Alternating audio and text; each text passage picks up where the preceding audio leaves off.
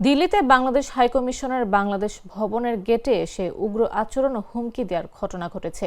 শনিবার রাতে কয়েকজন ভারতীয় নাগরিক সেখানে চিৎকার চেঁচামেচি করে দিল্লিতে নিযুক্ত বাংলাদেশের হাইকমিশনার রিয়াজ হামিদুল্লাহকে হুমকি দেন বলে জানা গেছে।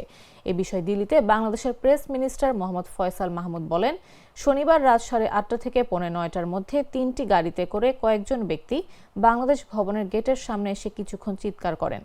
তারা বাংলা ও হিন্দি মিলিয়ে কথা বলছিলেন। এ সময় বিভিন্ন স্লোগান দেন তারা।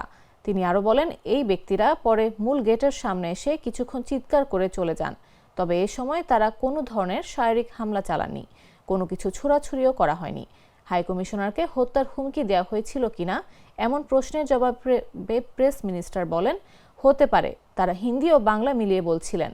ঘটনার পরপরই রাতে জরুরি ভিত্তিতে বাংলাদেশ হাইকমিশনের ডিফেন্স উইংয়ের সঙ্গে বৈঠকে বসেন হাইকমিশনার রিয়াজ হামিদুল্লাহ।